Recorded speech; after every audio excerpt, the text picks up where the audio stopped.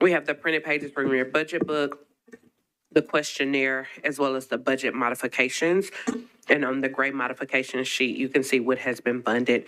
With that, we will turn it over to our sheriff. If you could please introduce yourself, and you all may begin. Thank you. Thank you, Madam Chair, and thank you for having us tonight. To my left is our Director of Finance in the Sheriff's Office, Mr. Pete Lutz. To my right is our Chief of Corrections, Ms. Ruby Joyner, and hopefully we'll hear some more from them in just a few minutes.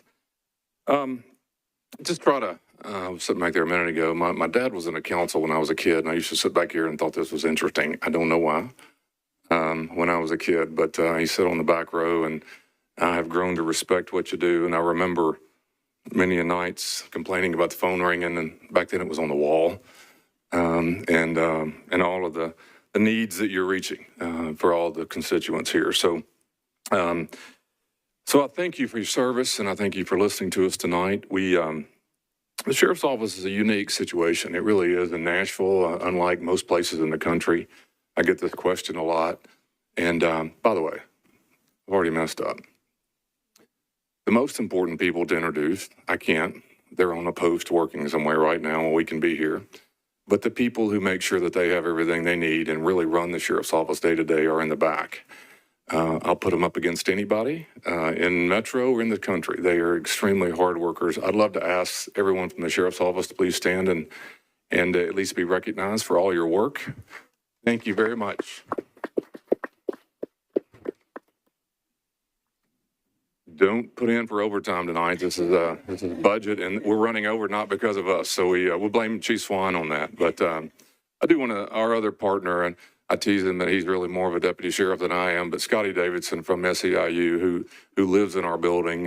Scotty, thank you for being here and all the work that you do and helping us as well. But the Sheriff's Office is unique. It's a unique situation. A lot of people don't know this, but we're some 1,200 employees, $120 million. If you take every elected official in this town and all of their budgets and all of their staff and put them in this room, we're twice as big as they are combined. And the only reason I bring that up is because our problems, our difficulties, our uniqueness to most cities and most systems, I think is worth noting. We primarily, with those duties back in 1963, when the voters said, let's make a metropolitan government, basically what they said was, in law enforcement, you both can't do the same thing. And so don't have duplication. And lawyers have, for many, many years, have taken this to court. And so in the world of what we do, ourselves and the police department do not do the same thing. And if you think of it this way, I like to say it this way, that the police arrest the person. We're trying to arrest the problem. And the problems are very complex, as you guys know. We do a lot of work in that area, but we do not arrest people. I tell people all the time, we're really fun to ride to lunch with because everyone slows down when we drive by you, but we can't pull you over. Most people don't know that, but we're out there doing all sorts of services throughout this county and community, and super proud of the men and women who work there doing this work every day. I came, this is my 31st year. I was the number 2 guy for 8 years, and I've been in this job for 23. So I've been up here 31 times at these types of things, and I'm qualified. I counted up. I needed some extra fingers for all the mayors, but I think this is the 7th mayor, and I can't tell you how many council members. But I can tell you, and I'm pretty qualified, at least within the sheriff's office, to look back over that. And the most significant challenge we've had in my 23, 31 years is staffing. What's happened to us 3 years ago, I came in front of you guys. I went to the mayor's office before coming here and said we were in our HR persons in the back. His exact words were, "It's an emergency." And we were, and it wasn't COVID. And we've worked extremely hard in that area of our agency. Finding men and women to work in jails is complicated and difficult, underappreciated, underpaid. I could keep going. So I'm super proud that we realized the challenge back then. But we didn't know how to fix it. We were just asking for options. The jails are all under Chief Joyner's care, and I'd like for her, if she doesn't mind, I've asked her, she said, this is like giving 2 sermons to an introvert, so she wasn't super happy with me, but I'd like for her to give her background and experience of the last few years of what we've been trying to accomplish as it relates to our staffing. Thank you, Sheriff. It comes to no surprise to anyone in this room that there are a lot of moving parts when it comes to managing the care and custody of the men and women in our facilities. There are a lot of challenges. It's a difficult line of work, and it's not a line of work suited for everyone. Like many other agencies, we have experienced staffing challenges. Before COVID, through till about April 2018, our officer vacancy rate was at about 15%. During COVID, through July 2020, our officer vacancy rate rose to about 25%. Post-COVID, through October 2021, our officer vacancy rate again increased to about 28%. While our agency rates were increasing, our incarceration rates were trending upward as well. Our incarceration rates continue to trend upward today. Law enforcement, correctional agencies recruit from the same pool of candidates: the responsible, the eager, the teachable, the reliable. Where in the world are they? How do we find them? How do we pique their interest? Years and years ago, people would talk about the benefit package. It remains pretty important to me as I approach my 65th year. However, what does a benefit package mean to the 21-year-old who still lives at home and who just wants to travel and live in the moment? Or what does a great benefit package mean to the person who places a higher priority on making money than on earning benefits?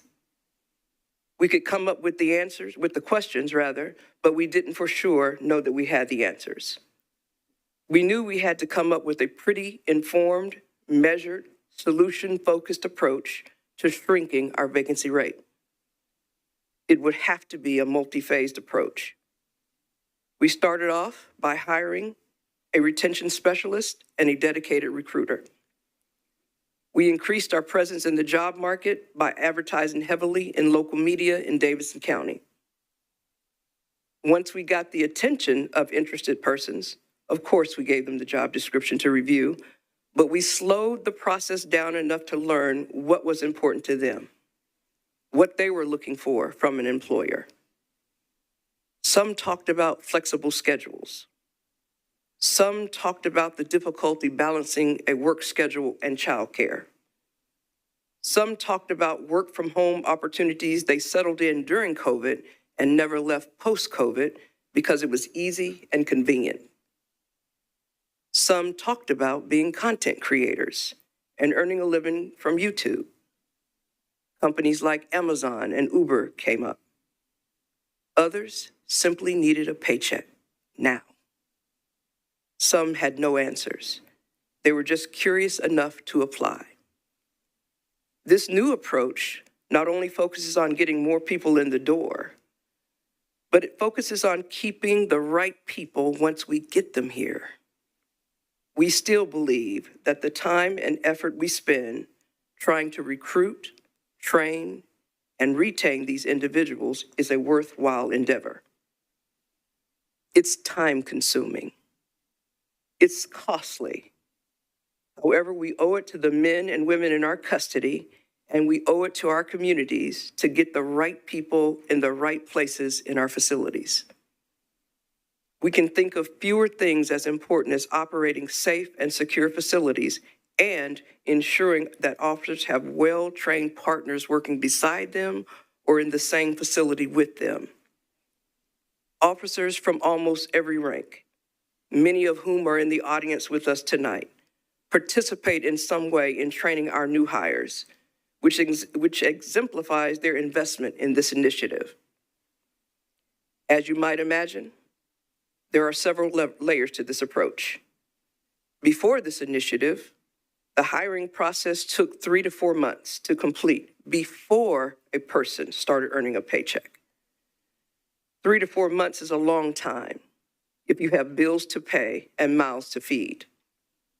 Today, Once an applicant applies, our recruiter calls and offers them a job.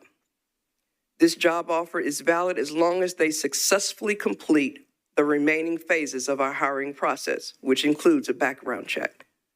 We call them onboarders at this phase. They are, in effect, job shadowing.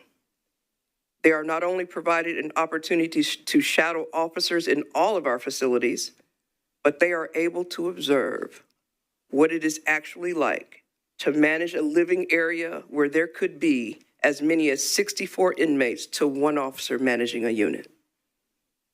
Onboarders immediately start earning a paycheck while they see, smell, and feel what it's like to be inside a correctional environment. The onboarding process lasts for about 2 weeks. For 2 weeks, they are required to show up on time. For 2 weeks, they move from facility to facility, seeing exactly what it looks like from the inside. All the while, they are completing our hiring process. They're sizing us up. At the same time, we get to evaluate them on factors like their attendance and the level of maturity they could potentially bring to this profession. We changed our pay structure. We have a tiered system that pays one rate as a correctional officer trainee, which covers the 2-week job shadowing and the 5 weeks in the academy.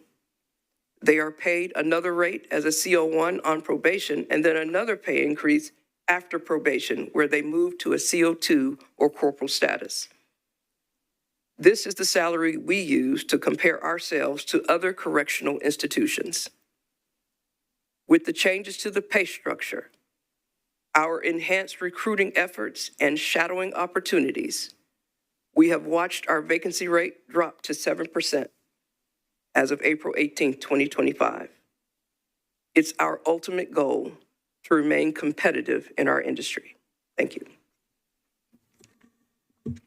So that's corrections. That's what we've been focused on for the last 3 years. A lot of details down in the weeds about that. It's really important. I'm a nerd when it comes to staffing and management of those numbers because I think it's the most important thing we do. It's the largest part of our budget, as you know, and we continue to work hard at it. Corrections is probably 2/3 the size of the sheriff's office. We do security in virtually every government building throughout Metro, oversee contracts, or in a lot of cases, just like this one, we've taken over the contract with our own full-time employees, as we have in the courthouse and other places.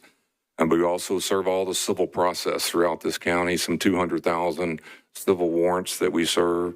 So there's a lot of work that goes on, but our last several years, our core business is the business of corrections and running your jails for you. So with that, Madam Chair, we happen to answer any questions. Thank you so very much, and thank you for your commitment to our city and all of the wonderful things that you all do. I see a list of hands going up, and I'm trying to get them as quickly as possible. So far, I see, we'll start with Chair Evans, Vice Chair Toombs, did you want to be recognized? And then we have Councilmember Cortez, Councilmember Allen, Councilmember Huffman, Councilmember Bradford. Was there anyone else that wanted to be recognized? Councilmember Soror, my apologies, I didn't see you over there. I did look that way, I just didn't see you. Is there anyone else that wanted to be recognized? Okay, before we kick it over to Councilmember Evans, again, thank you so much for being here.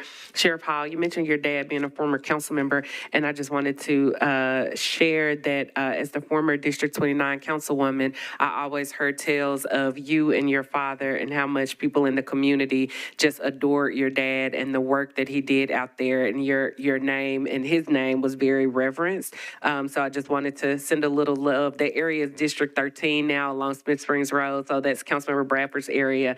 But Mrs. Stevenson in particular, God rest her soul, was someone who always talked about you and your father. And then I also wanted to highlight, thank you for bringing your staff and so many people here today. It's like a competition for who could bring the most, and you guys definitely won that hands down. And then the last thing that I wanted to share before my question and then Councilmember Evans' question is I really appreciate the work that you do, and we've had many conversations in which you've shared it's your intent to quote unquote kind of work your way out of a job and just your commitment to reducing recidivism and making sure that individuals have the ability and the support to make better choices and life decisions so that they don't have to continue. Sometimes people make mistakes, and just given opportunities so that they don't have to continue along that pathway. So I really appreciate your approach to that. So thank you. Thank you, Madam Chair. I did have one question. As we kick this off, there have been some concerns from the community with regards or questions about any potential relationship that you all may have with ICE and the Department of Homeland Security, and how your department may have been or may have not been working with those two. So if you could speak to that, I would appreciate it. Yes, ma'am. Thank you for the opportunity to do that right off the bat. As I mentioned a minute ago, we do not arrest, nor do we have arrest powers, and so we're not engaged or involved with anything that you may have seen in the streets or that activity. The place where that crosses for all of us is once someone is physically arrested for a crime, and I'm not talking about immigration, I'm talking about a local crime. Every one of those individuals are booked with us. We book that person. The police hand us the person and the paperwork. We fingerprint, photograph, we do all that work. I could go forever on this if you want me to, but bottom line is back in the Obama administration, there was a program called Secure Communities that automatically shares those fingerprints with ICE long before the more recent events. This is back many years ago. And so when you fingerprint someone for any crime, those prints are automatically, you do not have an option, automatically shared with ICE. What they do with them has changed. But I want you guys to know, surely want the community to know, we haven't changed one thing. We're not doing any more or less.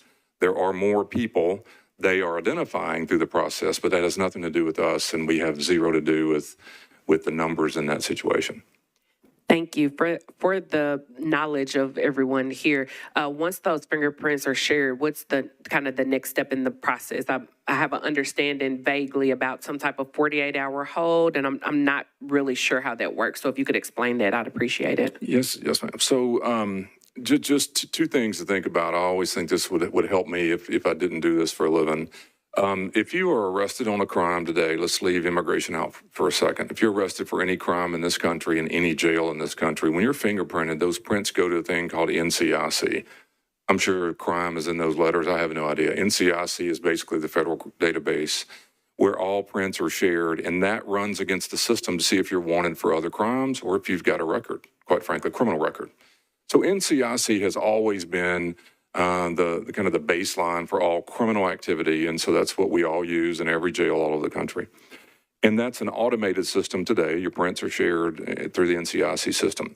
What happened in the Obama administration, I use that just for timing purposes, but what happened was it also then meant that those prints would go into a different check, not NCIC. It would go into this thing called immigration check. It's a fancy word, but trust me, it's a database of all immigration fingerprints, violators, previous histories of immigration only.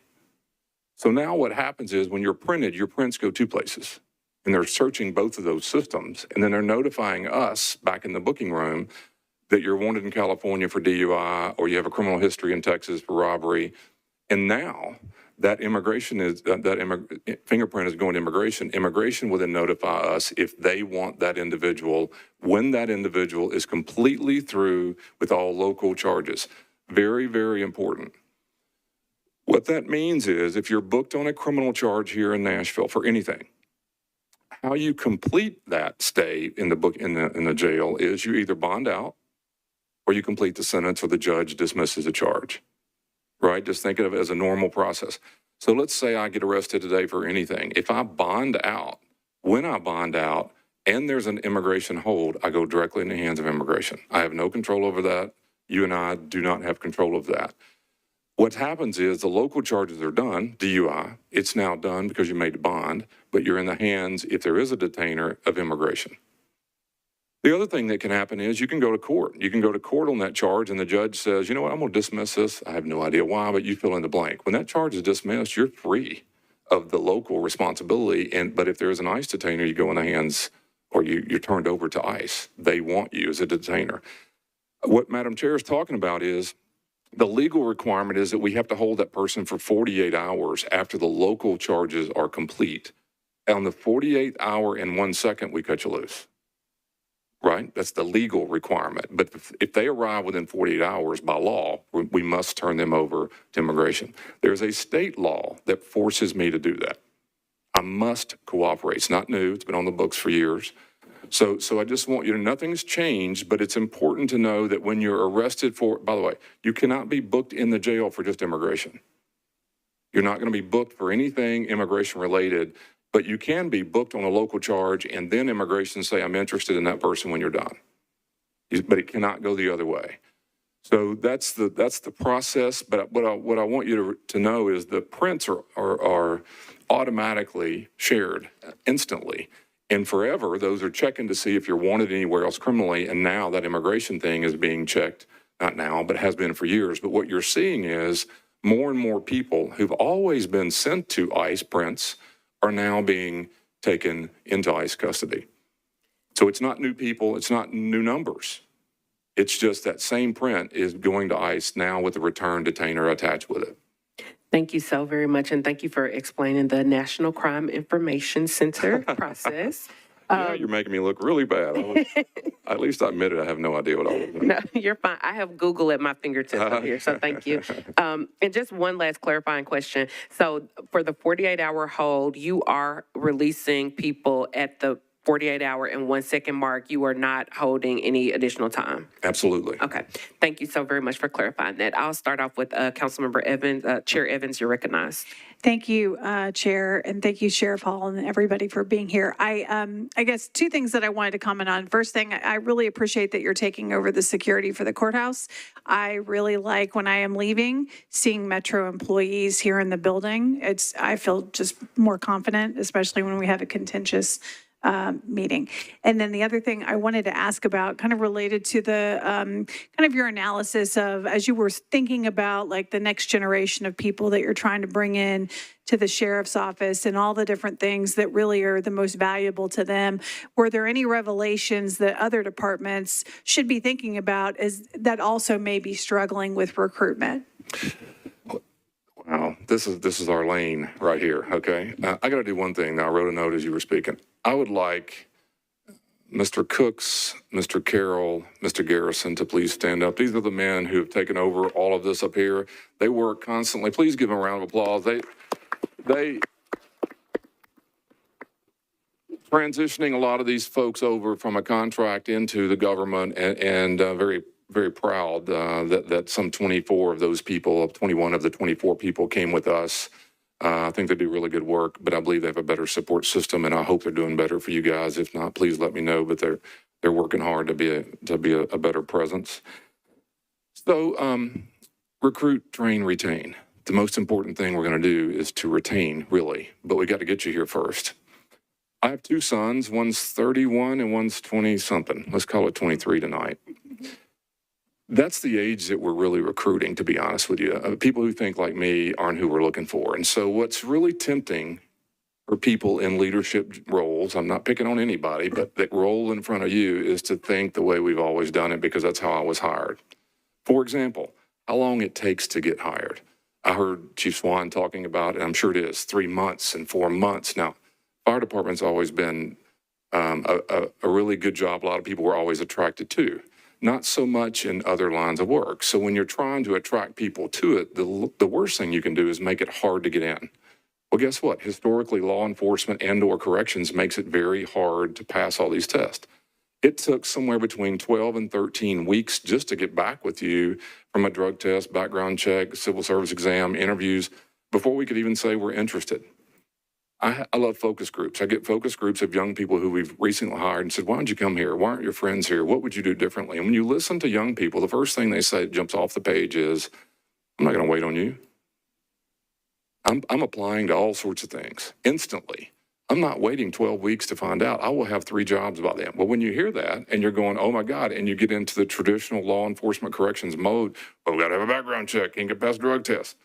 It's really backwards. It's really not what matters. Chief Joyner explained it. What we do is now, after focus groups, went down to our HR staff and I said, I want you, if a person applies tonight online, tomorrow morning I want our recruiter calling saying, welcome to the sheriff's office, can you start Monday? Not only does it freak out that person, my staff thought I was nuts because we did the traditional thing. Oh my God, we haven't checked a background check. Oh my God, they haven't passed a drug test. What if we don't? The reality of it is all of that's overblown.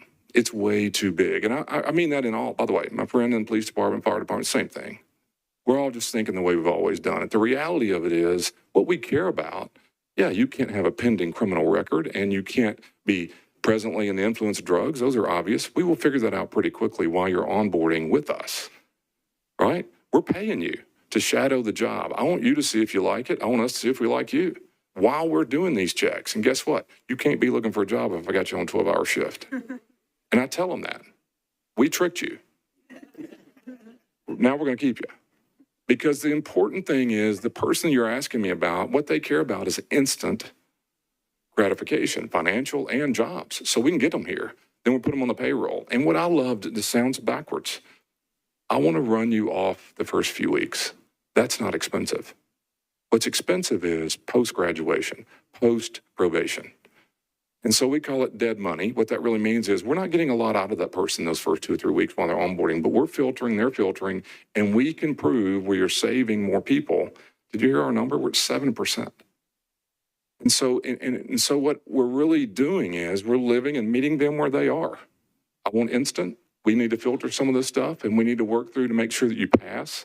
But while you're doing that, you're seeing us, we're seeing you. I mean, I can tell you, I was up in this chamber 3 years ago now, our graduating class would be 6 or 7 people. We graduate 35 to 40 every quarter.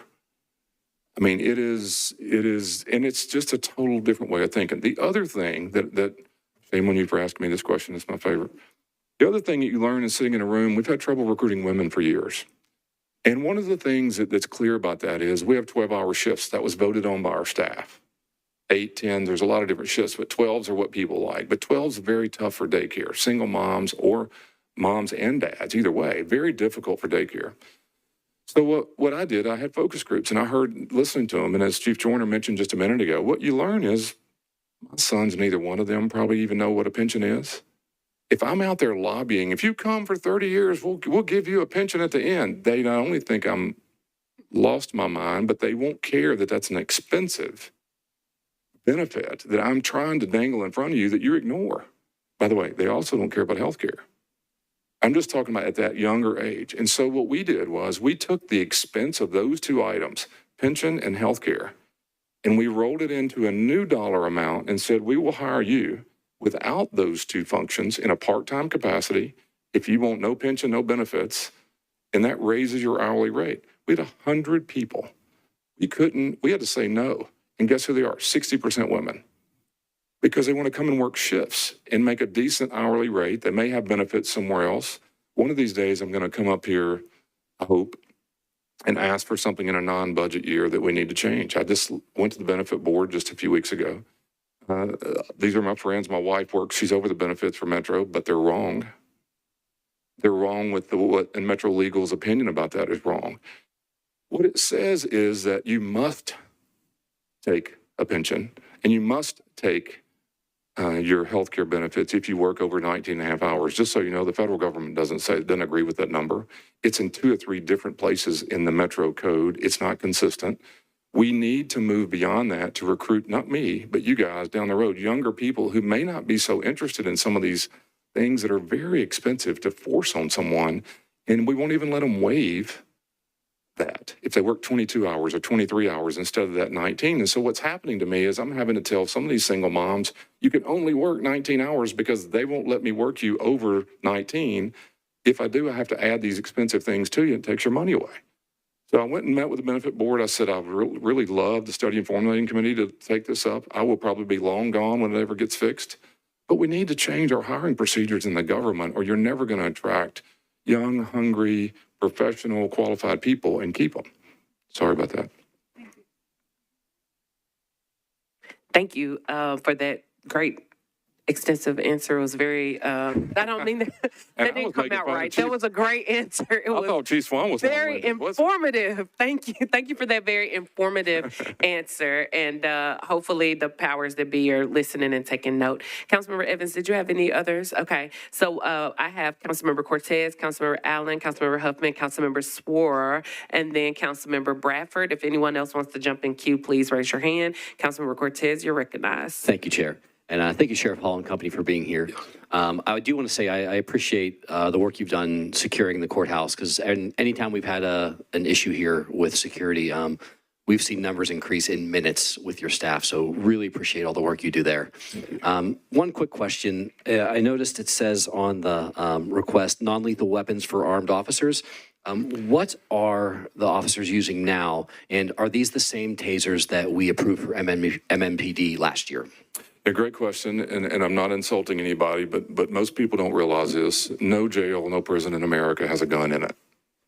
Most people don't realize that. So when we say jail officers behind the wall, no one carries guns, right? What we do have is some 250 other staff who transport prisoners, maintain security in courthouses, do all sorts of other functions, serve civil process, knocking on doors. We had an officer shot and killed in line of duty. We've had many, many other challenges serving warrants in the community. That individual is armed. They don't work in the jails, and that's the individual who the only weapon they have is a lethal one. They do not have tasers. I intentionally wanted to wait a few years ago as tasers and body cameras and things like that were coming into the Metro Police Department, and to wait our turn, let all of the kinks get worked out, and then approach this body and the government and say, we need an alternative to lethal force. We're putting a weapon on someone who is the only option they have if an individual in their custody were to get away and grab an individual. The only thing we have is a lethal weapon. And I don't love it that I'm overseeing an agency that stands side by side maybe with a police officer who, if that same thing were to occur, they have some alternatives. And that's my concern. And we need to move in that direction. This request would have just been 250 more tasers placed on our people instead of Metro Police's, but would be trained, certified identically to them with the taser. Great, thank you.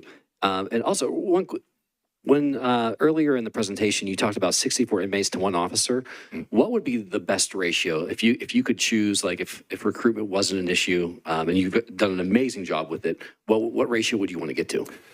So it's a really good question, by the way. We use 64 because that's the size of a housing unit. And so typically you'll put one officer. We don't need more than one officer in that housing unit. Our challenges in staffing are usually places like Chief Raines is in the back. He tells me every day we had 11 people last night at the hospital. What does that mean? You're putting an officer in a public hospital all over Nashville watching a person who's in our custody. And that's very dangerous, very risky. And so we have staff supervising people in non-secure environments all over Nashville. The ratio number is usually based on housing. So 64 beds, one officer, that's a fairly comparable around the country number you'll hear. Thank you very much. Thank you. Thank you so very much, Councilmember Cortez. Next, we have Councilmember Allen, followed by Councilmember Huffman. Councilmember Allen. Thank you, Madam Chair, and thank you for all doing for your great explanations. I learn something every time you come up here. Just one question about the 31 FTEs for the courthouse security. Is that on top of the number that you've already got here, and are we that much trouble? Tell me. Yeah, I was going to say, don't make me sit up here and lie. I mean, no. No, it's a good question. I want to clear this up. That's really a little bit of a falsehood. What happened was we took over 24 contracted employees and flipped them to our uniforms. And so what really is 24 of those 31 people were already on the payroll with us being paid via contract. So it's not new FTEs. The only new one would be the 24 to 31, and that's our supervision and oversight of both buildings. And so how many people per shift is that? Because this building's not 24/7, I can get you those numbers. We do 24/7 everywhere else, but and on council nights and special meetings, it's staffing. I've asked this question because I would want to know it myself. The bottom line is we have a contract with a company called Allied Security and it runs virtually all over Nashville. They're in our budget on a contract basis. As you can imagine, they're hourly paid with no benefits, right? They're paid hourly to work. That rate compared to our rate is lower.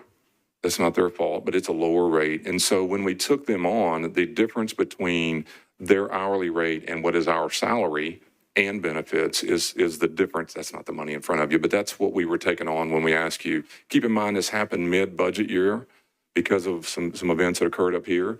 So we were kind of on our heels trying to get the budgeting worked out. And so this is to fund it moving forward. It's a little misleading, though, because what is not in this book is we deducted money from our contract budget because we didn't need that anymore. And so I can give you those numbers, but your offset is really what we're talking about. Okay, thank you for that. That's my only question. Thank you, Councilmember Allen. Councilmember Huffman, you're recognized. Thank you, Chair, and thank you, Sheriff, and your staff and everybody. It's always good to see y'all. Just a quick question, but before I get into that, I want to echo my colleague's sentiments from District 12, Councilmember Evans. It really does feel a lot safer here. So we appreciate that. When we go in the parking lot, it's definitely a lot safer. So really appreciate that. And Thank your you. staff's always top notch. So Thank you. yes, just one question regarding, I mean, you've been here a long time. I respect your opinion more than most around here. You know your way around here. If there's one thing that didn't get funded, what was it from this budget? Oh, wow. I've always wanted a houseboat. I'm just kidding. I'm just playing. I'm long enough now. I should get some, to be honest with you, we prioritized our budget request. And I think the taser issue is something that concerns me. We have waited patiently, and I'm not up here criticizing, by the way, this is the seventh mayor by far and away, the most, I don't know, the best asking questions of what your needs are, understanding. I didn't get everything I wanted. I'm not up here bragging about all that, but it worked really good with us trying to get our budget fixed. We've had a mess in the last couple of years because we took over a private prison in the wee hours of a COVID year, which was chaos. And the budgeting for that is still just now cleaning up. And so we now have our budget where it needs to be. And so here we were asking for what our needs are. Had COVID not happened and other crises and private prisons not happened and all this stuff, this request would have been earlier in my tenure here. It was more important to me to get our staffing right and all these other crises. But I'm concerned that my staff, some are here and others, that we're putting a lethal weapon on their side. There's not an alternative. We put that in the budget this year. I have nothing but great things to say about Mayor O'Connell. So I'm not critical. I'm worried about our needs there. And just for the record, what was that amount? $340,000 a year. 340. How many officers are we talking about? 250 total. They would not all be on post at the same time, but that's transporting prisoners, working courthouses, doing all sorts of things all over Nashville.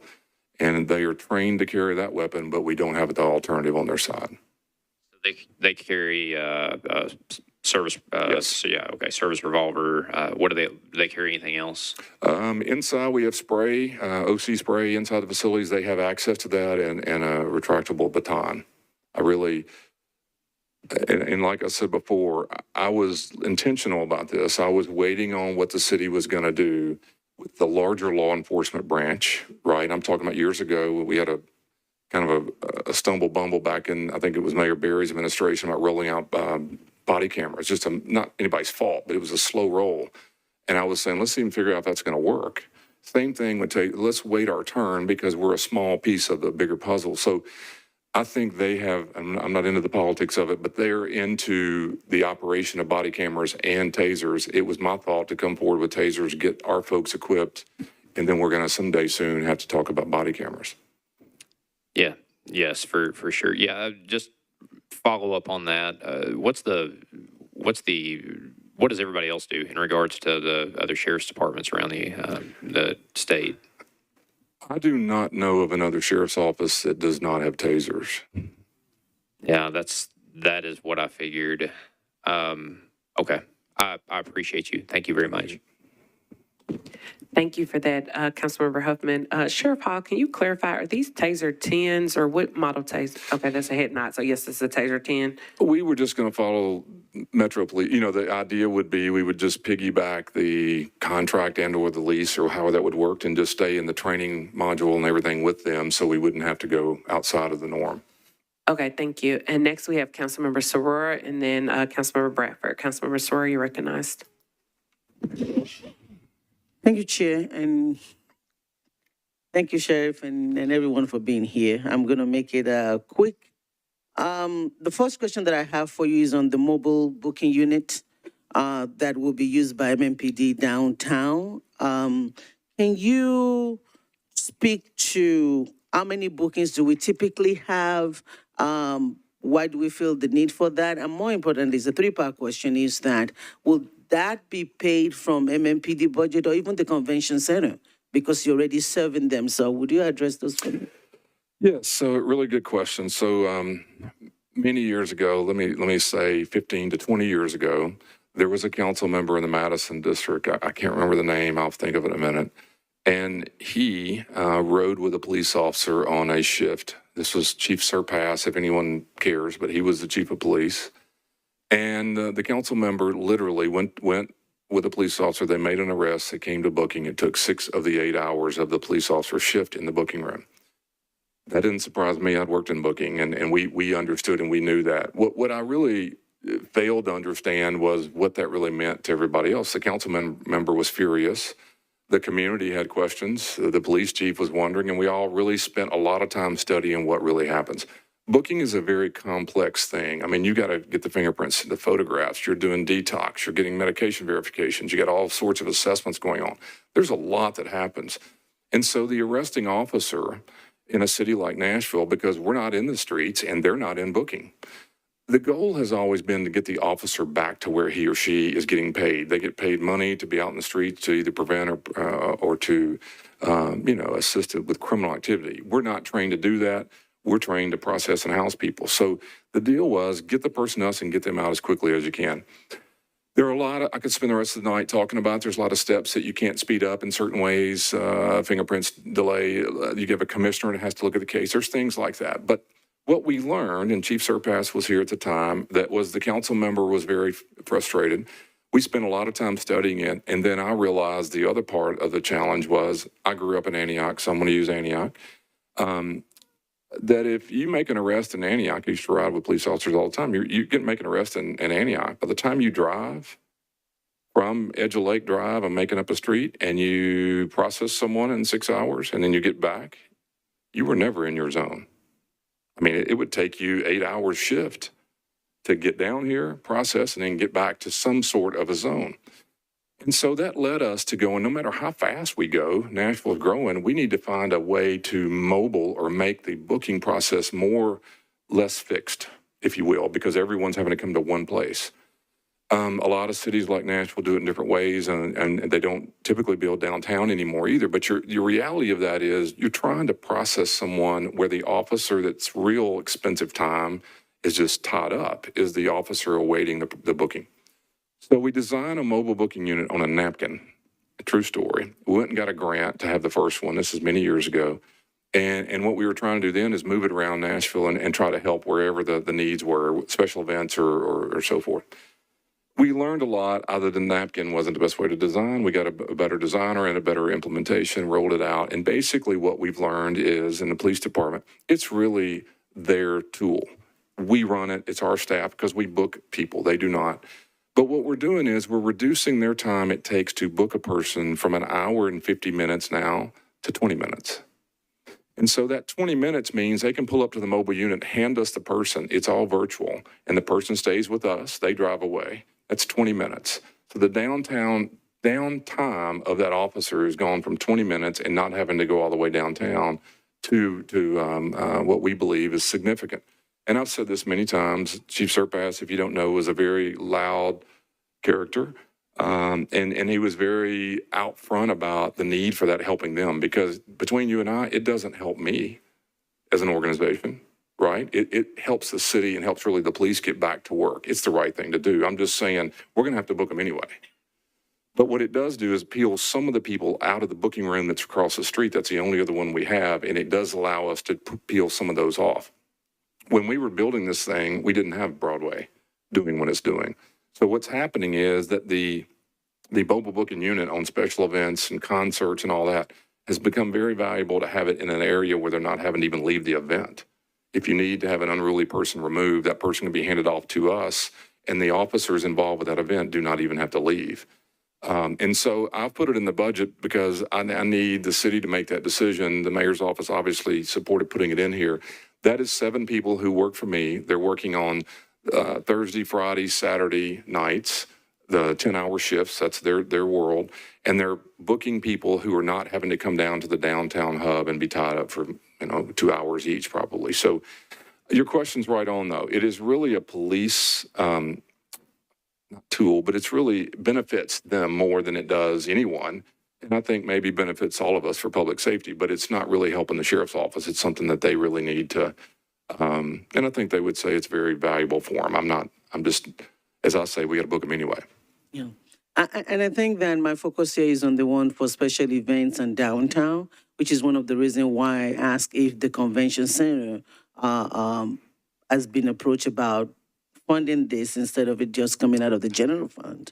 And then in terms of the ones around the city, which I can understand if an officer has to come from Antioch or Madison to come downtown to book, I get that. But would it not take the same amount of time for the mobile unit to drive to Antioch or Madison? Have you considered satellites booking locations across the city instead of, because they will have to drive down too, and they're going to have to take the traffic too. And so how do you then decide that it's supposed to go to Madison, and I don't know how many mobile units you have, or it's supposed to go to Antioch? How do you work that? Yeah, great question. So, by the way, one more thing I forgot to mention. Back when my dad was here, one of the things they built South Precinct, it was the first precinct ever built. That South Precinct has a booking room in it. A lot of people don't know that. The intent of precincts was, back then, each one would have its own booking center in it. And so way back, I forget what year that was, it was built. The problem was the police department wasn't committed to making the officers go to South back then. And so what I had to do was make a decision, wait, I can't afford to staff it with 6 or 7 people if they're only booking one a shift.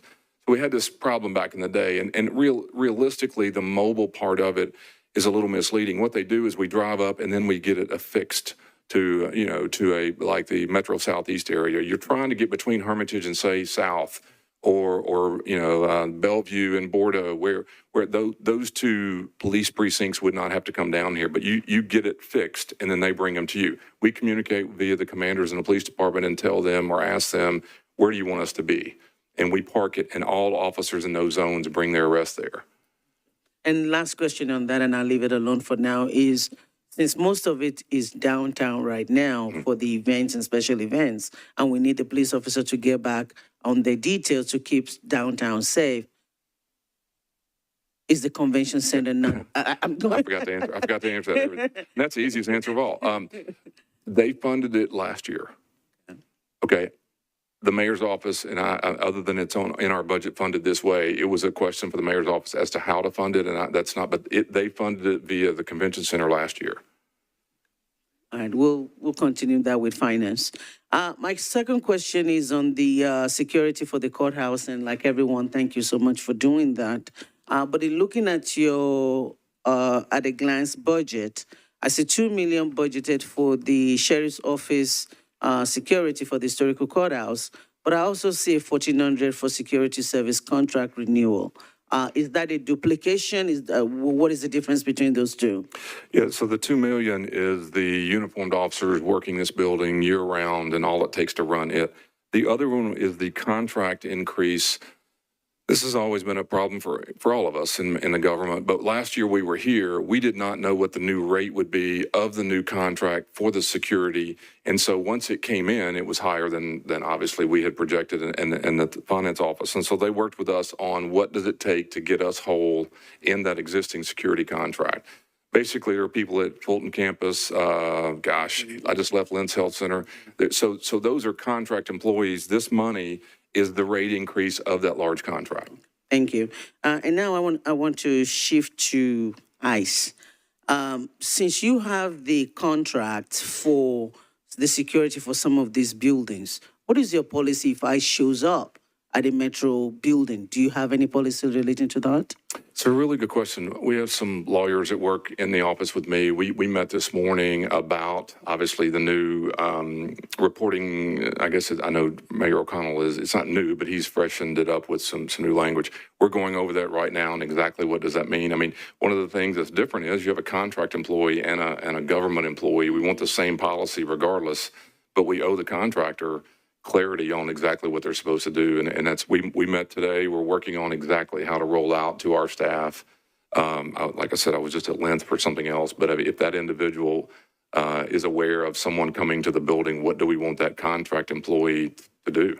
It's a very, very good question and difficult when they are under a contract to provide security, and we weren't clear when the contract was rolled out that their duties may involve in notifying a whole bunch of people that, that need notification. Thank you. I think it's very important as we have people working in those buildings that will be maybe concerned about that. The last question I have now is with the people that you actually have that are fingerprinted and ICE as a detainer for, are their families notified when we turn them over to ICE? And what type of information do we have on those people? Because part of the thing that is very troubling with what we've went through this last week is people not knowing where their loved ones are, not knowing how to contact them, and a whole list of that. And so in this particular case, since they're going from you to ICE, do we notify families, or at least the family knows where they're going or where they are?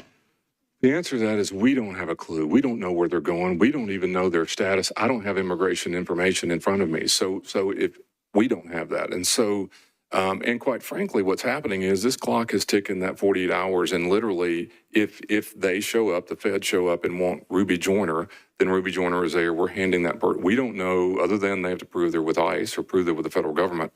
We don't have information. And one of the problems that gets out, and you are dealing with this right now, the federal government is not real forthcoming about all the information. And I'm just talking about publicly.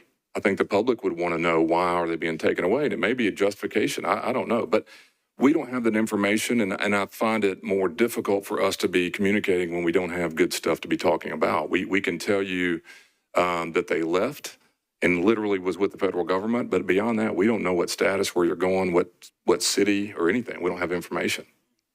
I think, thank you for that. I think that's where I was going. If someone got arrested for traffic violation and they go in, they're booked, and then it shows they have an immigration thing, and the family is thinking, oh, they are at the sheriff's office, but then ICE comes and pick them up, and the timeline might not be like I'm saying it.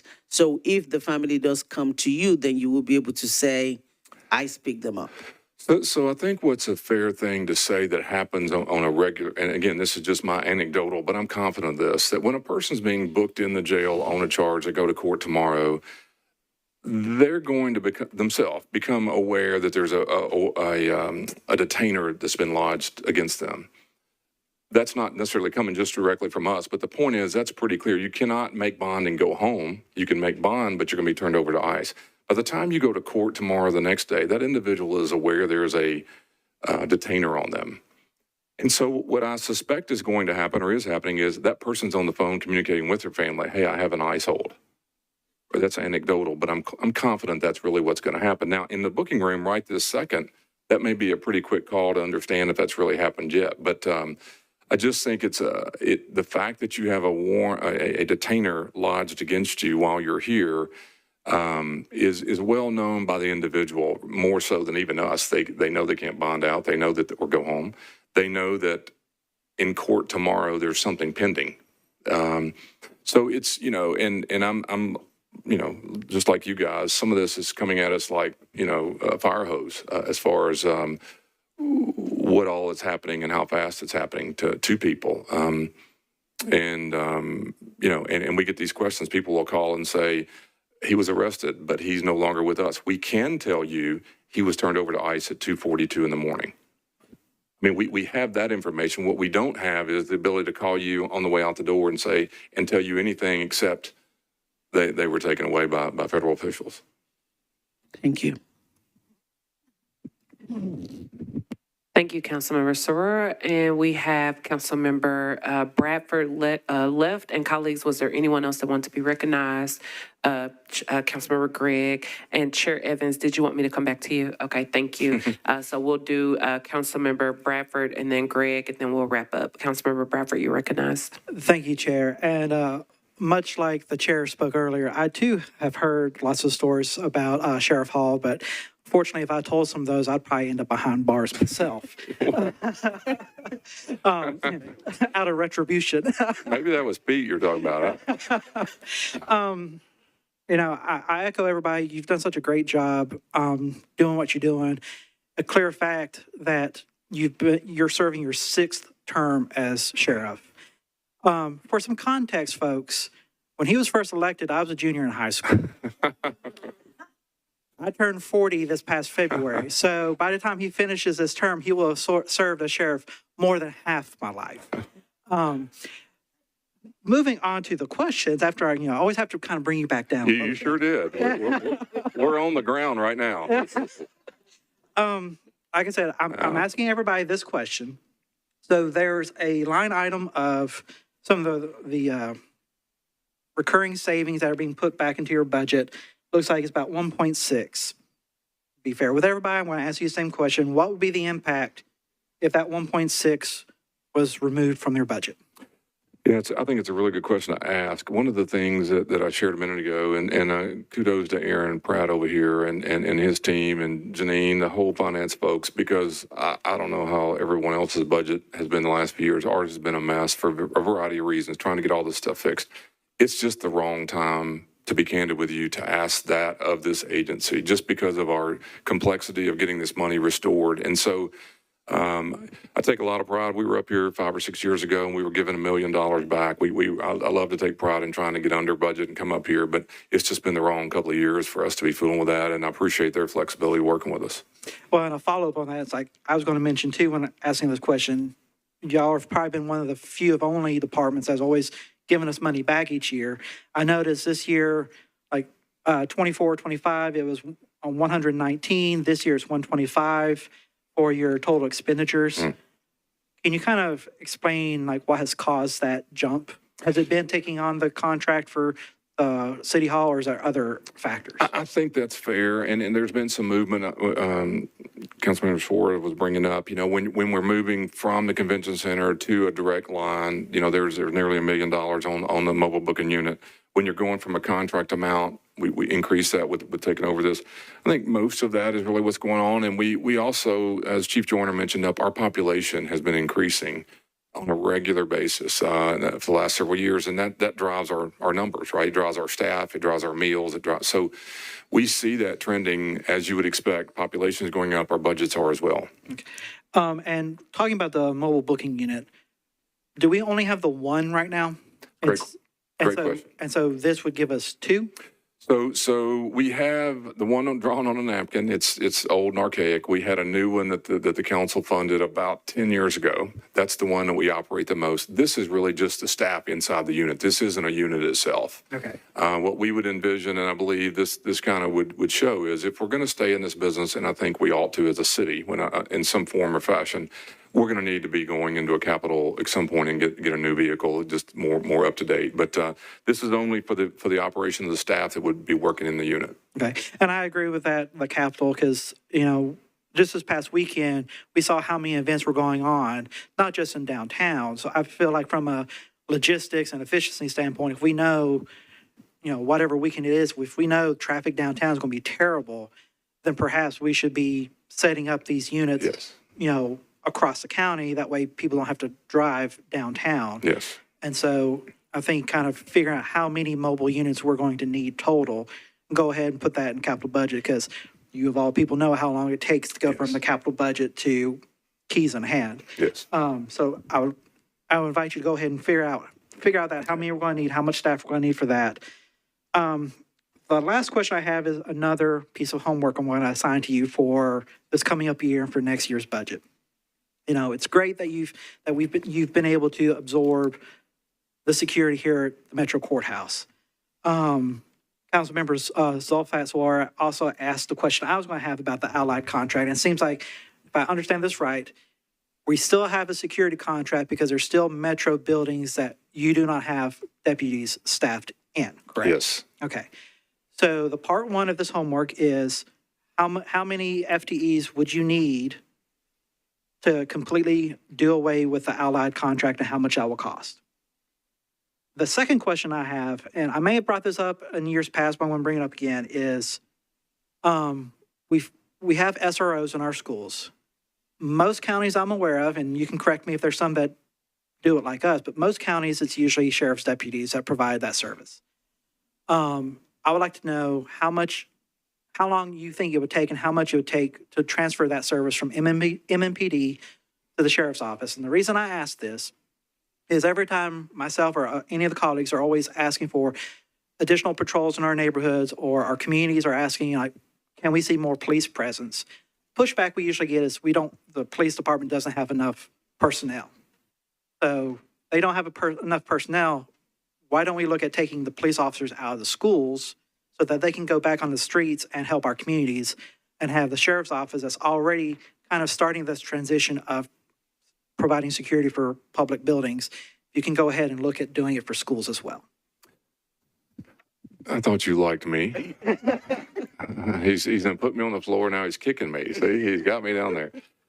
You know, to be honest, I can't disagree with you, but that's going to take, that will take a body like this and the chief of police, and I'm not picking on anybody that is motivated to do that. I have not had that conversation, but because it is a big move, I think it's realistic. I think it's probably wise. There are other things that you know, you could explore once I'm gone, you know, traffic is a civil violation. You know, you bump into my car, it's a civil violation. And the reality is when you're tying up fully sworn police officers to handle civil paperwork, it's not their fault. I'm just saying, if you really rethink it all, and it takes a lot of work, it's going to take a lot of work in a leadership role.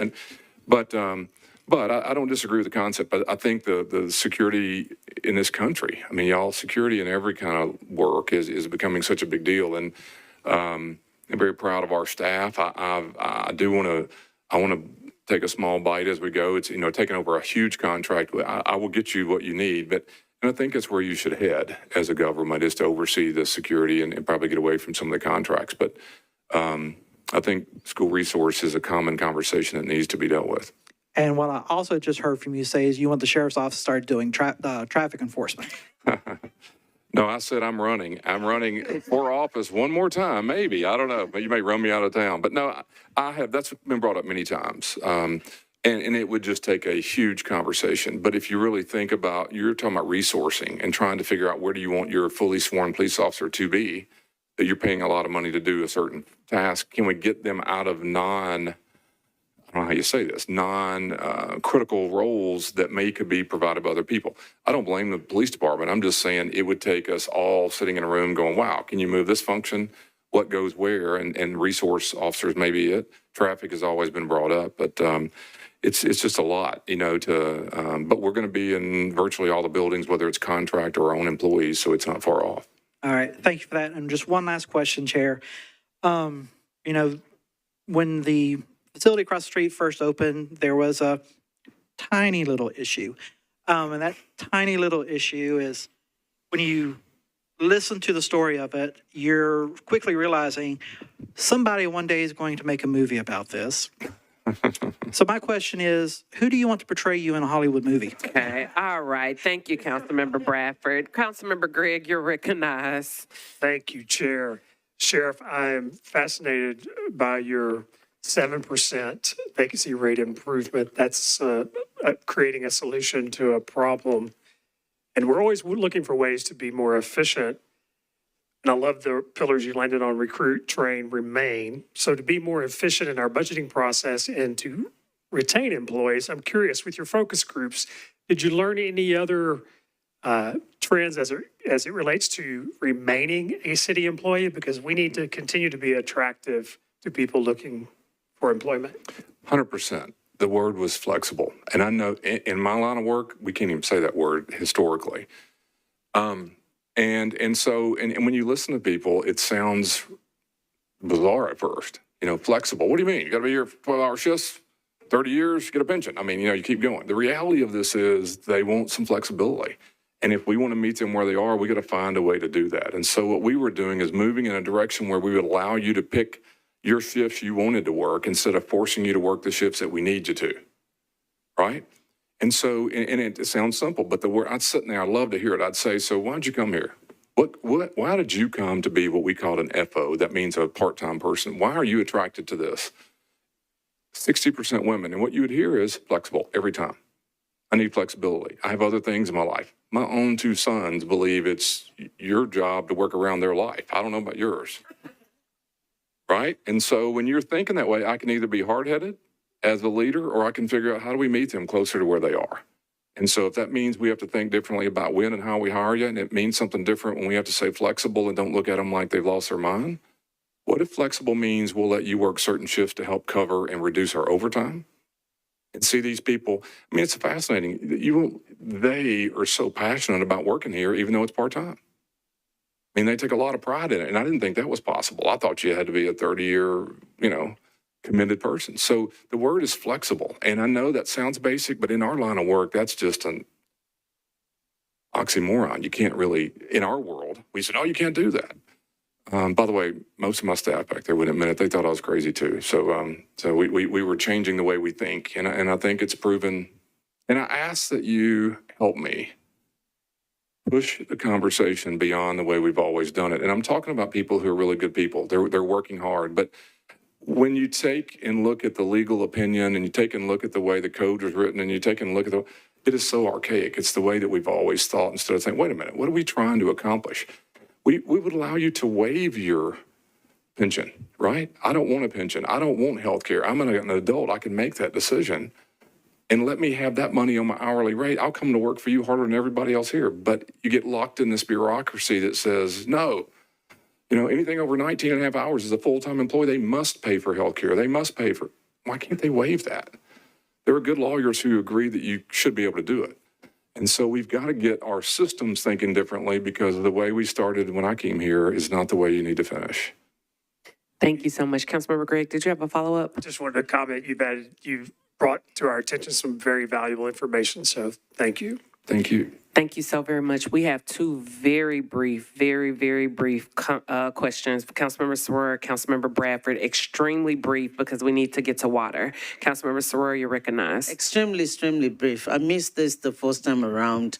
This is in your financial details, and you have all other expenses that for FY 2025 was budgeted at 1.7 million, but the 26 is a 3.3 million, and GSD General Fund Financial.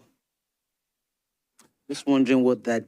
I see that on our almost number. 100% increase. Yeah, can I get you that? I see exactly what you're pointing at. So can I get it to you? Yes, please. I apologize. I'll get you that. No I problem. see exactly where you are. Thank you.